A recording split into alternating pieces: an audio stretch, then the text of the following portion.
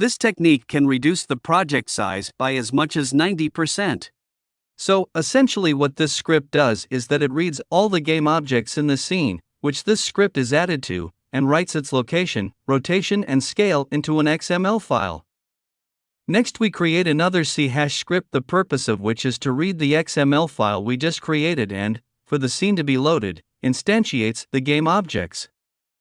Also, the location, rotation and scale are read from the XML file and applied to each game object.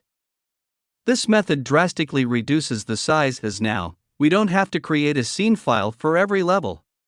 Then just play the game and output XML file will be created.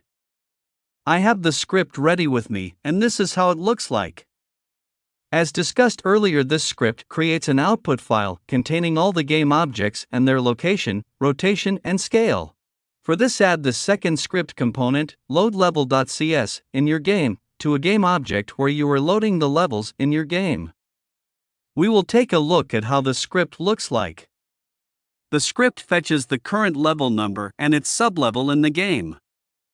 A level here is the main world, and a sublevel here is a level under a particular world.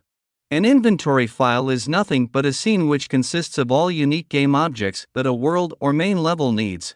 So, to summarize, the load level script, during scene loading, first evaluates the level number based on which appropriate inventory file will be loaded.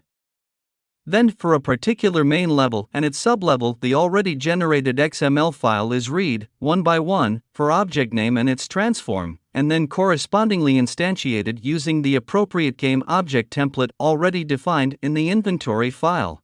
I hope this helped. Please subscribe, like, comment, and share my channel for more fun videos, and stay tuned for more. Thanks for watching.